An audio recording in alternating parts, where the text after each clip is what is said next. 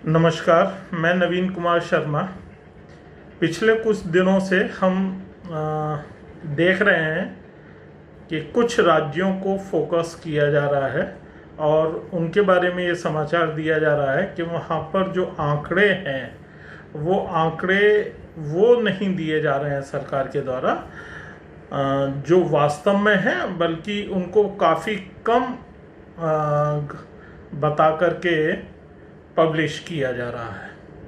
यहाँ दो चीज़ें आज मैं आपके साथ शेयर करना चाहूँगा। एक तो उन आंकड़ों के विषय में, दूसरा एक पिछले दिनों एक विशेष चर्चा का बिंदु रहा है कि दिल्ली सरकार का कहना यह है कि उन्होंने वैक्सीन की डिमांड करी, बायोटेक को पत्र लिखा, बायोटेक ने ये कह दिया कि सेंट्रल गवर्नमेंट ने हमको मना किया है, इसलिए हम आपको सप्लाई नहीं दे पाएंगे। कुछ इस तरह का लगातार एक वातावरण बनाने का प्रयास किया जा रहा है। तो मेरी कोशिश होगी कि मैं कुछ चीज़ों को आपको सिलसिलेवार बताने की कोशिश करूं।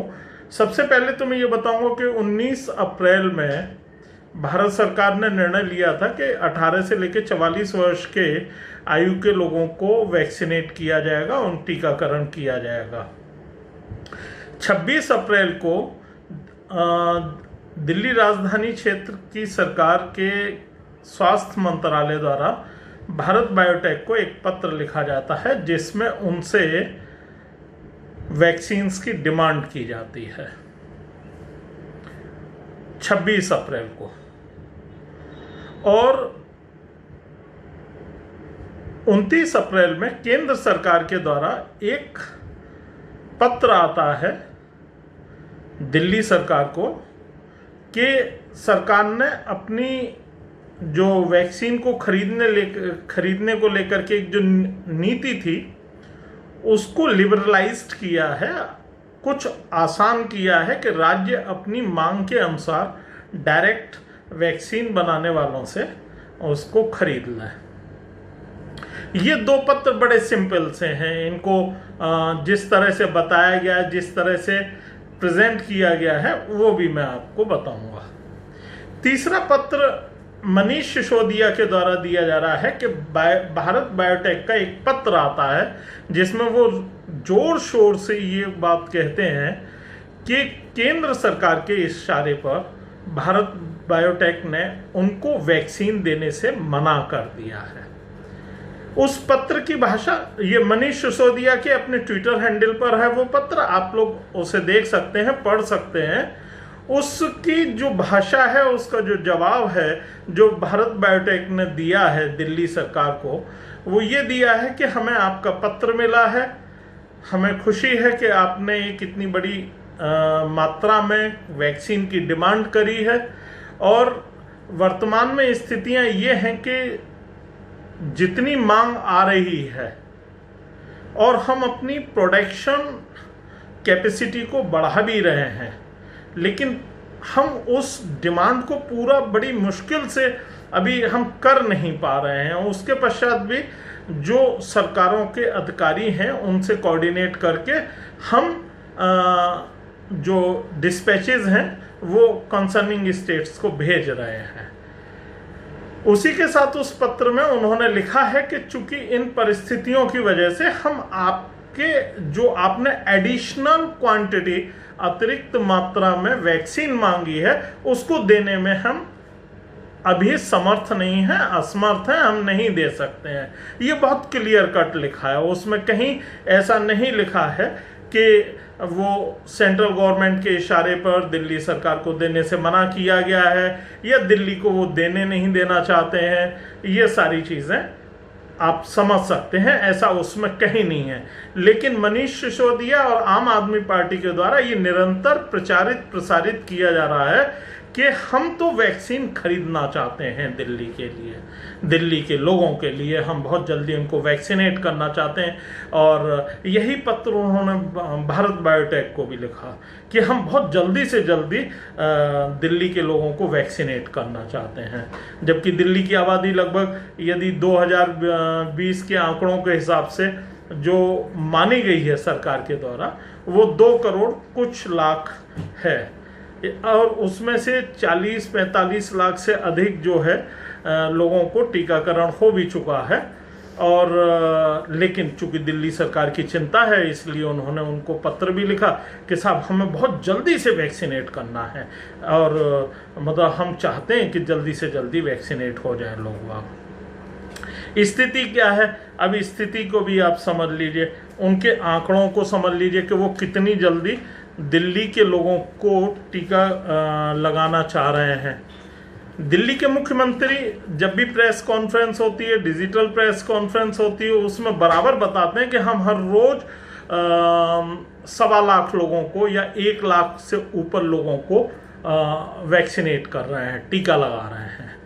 2 मई, 9 मई और अभी जो ईद वाला दिन गया है, उन दिनों उनकी संख्याएं बहुत कम रही हैं, और उसके लिए उन्होंने कहा है कि सब छुट्टी थी, कोवैक्सीन सेंटर जो वैक्सीनेशन सेंटर हैं वो बंद रहते हैं, छुट्टी रहती है, इसलिए हम उनको वैक्सीनेट नहीं कर पाए। अब आप देखिए दिल्ली की सरकार कितनी संवेदनशील है। एक तरफ पिछले 1 महीने से ऑक्सीजन को लेकर के दिल्ली उच्च न्यायालय में फटकार भी खा रही है, सुप्रीम कोर्ट भी जा रही है। जब ऑक्सीजन की ऑडिट की बात आई तो डिमांड भी घट करके 580 मेट्रिक टन आ गई, और अभी और गिरने की भी संभावना है, गिरेगी, क्योंकि जब इतने मरीजों पे मुंबई में 250 के आसपास की रिक्वायरमेंट थी, तो दिल्ली की 580 कैसे होगी। चूंकि वो एक ऑडिट वाली बात आ गई, तो अब धीरे धीरे उसको वापस लिया जा रहा है। इसी तरह से वैक्सीन का भी आप समझ लें कि वो कितनी ईमानदारी से वैक्सीन लगाने की कोशिश कर रहे हैं। और अभी तक दिल्ली में जो टीकाकरण हुआ है वो 43,51,167 लोगों को हुआ है। यानी कि यदि 16 जनवरी से लेकर के 15 मई तक 126 दिन का औसत निकाला जाए तो ये लगभग आता है 34,533 लोगों को टीका लगा है। 7 मई तक पीछे यदि हम हल्का सा जाएं तो 7 मई तक दिल्ली में टीके लगे थे 37,46,494। 112 दिन का औसत था 33,451 लोगों का। ये आसानी से पहले आंकड़ों का हेरफेर आप यहाँ समझ लें कि 1.25 लाख कहाँ लग रहे हैं और कहाँ नहीं लग रहे हैं। ये दावा किया जा रहा है और प्रसारित किया जाता है। किसी दिन प्रेस कॉन्फ्रेंस होती है कि हमारे पास कुछ दिन की डोज बची हैं। कितनी डोज बची हैं ये संख्या नहीं बताई जाती। ऐसा तो नहीं होगा कि केंद्र सरकार बिना किसी काउंटिंग के डोजेस दे देती हो उठा करके मुट्ठी भर के कि लो साहब दिल्ली सरकार ये आप ले लो, अरविंद जी ये आप ले लो। क्योंकि अरविंद जी को तो सबको हिसाब देना है, मतलब जितने भी प्रधानमंत्री को भी हिसाब किताब अरविंद जी को देना है, देश के राष्ट्रपति को भी देना है, और फिर अरविंद जी को ही नहीं, अरविंद जी की पूरी टीम में जो कोई भी है सब लोग हिसाब किताब, क्योंकि वो सब भाई बड़े हैं, उनके प्रति जवाबदेही है प्रधानमंत्री की, भारत सरकार की, उनकी किसी के प्रति कोई जवाबदेही नहीं है। दूसरा चीज, अब आप एक और आइए जो एक पूरा मैं वो अंत में आपको बताऊंगा कि ये सारी कहानियां क्यों हो रही हैं, जो शायद अभी इस कोविड-19 के संक्रमण के चलते आप न समझ पा रहे हो, लेकिन वास्तविकता यही है, वही है जो मैं बताने की कोशिश करूंगा। अब पिछले दिनों एक चीज शुरू हुई कि सब गुजरात में जो कोविड के संक्रमण से मृत्यु हुई है 4200 के करीब का आंकड़ा बताया जा रहा है। इतना नहीं है, 1.25 लाख डेथ सर्टिफिकेट इश्यू हुए हैं। उत्तर प्रदेश में आंकड़े छुपाए जा रहे हैं, कुछ समाचार पत्र भी लगे हुए हैं। एक मुलायम सिंह के समय पर मुलायम सिंह जी से नाराज थे एक IAS अधिकारी, वो उस मुहिम में लगे हुए हैं, वो सत्य ला रहे हैं क्योंकि वो ब्यूरोक्रेसी के अंदर रहे हैं और वो जानते हैं कि कहाँ क्या होता होगा, तो इसलिए आजकल वो भी एक उस मुहिम में लगे हुए हैं, सहयोग कर रहे हैं, वो बता रहे हैं किसको क्या सारी चीज़ें होनी चाहिए। तो अब मृत्युओं का आपको आंकड़ा में दिल्ली का भी एक बता दूं। और जो इसके लिए भी यदि कोई चाहे तो थोड़ा सा प्रयास करे, एमसीडी से पता करे। दिल्ली में एमसीडी हैं डिफरेंट मतलब नॉर्थ ईस्ट साउथ एनडीएमसी, इन सब से भी वो आंकड़े निकलवाएं कि कितने डेथ सर्टिफिकेट इश्यू हुए हैं दिल्ली में, ये पता चला है। और ऐसे न निकाले जाए, क्योंकि यदि गुजरात का भी निकला है तो कोशिश ये की जाए कि गुजरात के पिछले 5 साल के निकाले जाएं और उनकी स्टडी की जाए 2016 से लेकर के 2021 तक की, फिर स्टडी करी जाए, यहाँ की भी सारी चीज़ें करी जाए, तभी तो समझ में आएगी कि कहाँ के आंकड़े गलत हैं और कहाँ के सही हैं। तो ये सामने चीज़ें आएंगी। देखिए, जनवरी में दिल्ली सरकार ने एक डाटा दिया कि उनके यहाँ कोविड के चलते 10,666 व्यक्ति जो हैं काल कलवित हुए। 7 फरवरी में 10,882 यानी कि 216 व्यक्तियों का निधन हुआ। 7 मार्च को जो दिल्ली सरकार का अपना आंकड़ा है वो है 10,924, यानी कि फरवरी से लेकर मार्च के बीच में मात्र 42 व्यक्तियों का निधन होता है। 7 मार्च से लेकर 8 अप्रैल तक, 8 अप्रैल का आंकड़ा है 11,196, यानी कि 272 व्यक्तियों की मृत्यु होती है। 8 अप्रैल से लेकर के 15 मई तक का जो आंकड़ा है वो है 10,048 व्यक्तियों की मृत्यु का। अब आप ये देखिए, क्योंकि तब जो आंकड़ा जो 15 मई को आया है वो आया 21,244 व्यक्तियों की मृत्यु, वो दिखा रहे हैं, क्यूमुलेटिव दिखा रहे हैं कि इतने व्यक्तियों की मृत्यु हुई है।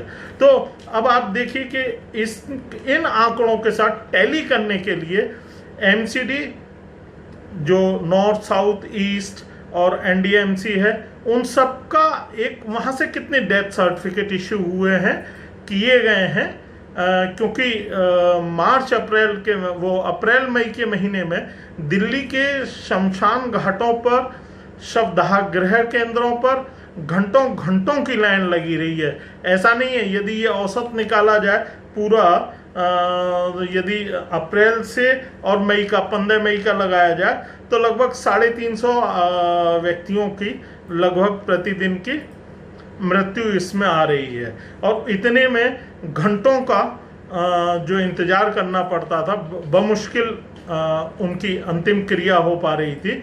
वो सारी चीज़ें कितना ईमानदारी से काम करते हैं।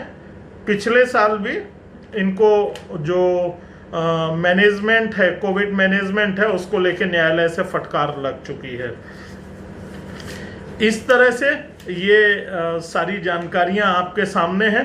कोशिश कीजिए, समझिए कि ये क्यों हो रहा है। ये इसलिए जो मुझे दिखाई दे रहा है कि अभी 5 राज्यों के विधानसभा के चुनाव पूरे हुए हैं और उसमें आप ये मान के चलिए तमिलनाडु, केरल, पांडुचेरी और आसाम, वहाँ के चुनाव नहीं थे।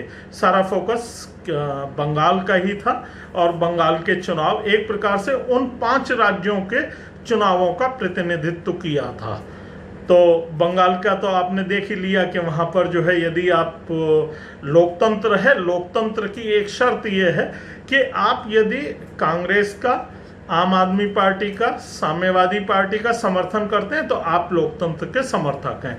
और यदि आपने उनका समर्थन नहीं किया तो जो वहाँ पर हुआ है बलात्कार, लूटपाट और ये सारी चीज़ें जो हुई हैं, अभी कलकत्ता हाई कोर्ट में उन लोगों के लिए एक वकील साहब ने रिट PIL भी फाइल करी है उनके मुआवजे वगैरह को लेकर के, क्योंकि अभी तक यही स्थापित करने की कोशिश इन्होंने करी कि वहाँ दंगा नहीं हुआ था। वहाँ मतलब, वहाँ दंगे से मेरा मतलब वहाँ इस तरह की लूटपाट, हत्या, हिंसा कुछ नहीं हुई थी। और अदालत ने भी कहा है कि शांति बहाल की जा रही है, लेकिन ये कोई नहीं बता पाया क्या अदालत ने ये कहा कि हिंसा नहीं हुई है। क्या अदालत ने ये बात मान ली है कि जो तो फिर PIL वो खारिज क्यों नहीं करी? जब यदि हिंसा नहीं हुई है तो वो PIL खारिज कर देते, ये होता ना। तो अब आप ये समझ लीजिए कि 2022 में जो विधानसभाओं के चुनाव होने वाले हैं, गोवा है, पंजाब है, उत्तराखंड है, यूपी है, ये कुछ राज्य हैं जहाँ पर चुनाव होंगे। तो उनमें सबसे बड़ा फोकस उत्तर प्रदेश रहेगा और उत्तर प्रदेश को ही माना जाएगा कि यहाँ पर इन जितने राज्य हैं उनका इकट्ठा चुनाव सिर्फ उत्तर प्रदेश में ही हो रहा है। तो अभी से उस मुहिम में सभी लोग लगे हुए हैं, शुरू हो गया है। उनका कोविड से कुछ लेना देना नहीं है, उनको कोई चीज़ नहीं है। आपको जितना ये समझ में आ रहा है कि ये बहुत आसानी से बहुत मासूमियत से कोविड की बातें कर रहे हैं, कोविड की नहीं है ये, सीधा सीधा उसका अपना एक इनका प्रचार है कि ये साबित करें कि हम सबसे अच्छे हैं, हम सबसे कुशल प्रशासक हैं। जबकि इनकी कितनी अकर्मण्यता है ये दिल्ली उच्च न्यायालय की पिछले 20-22 दिन की हेयरिंग में सामने आ चुका है।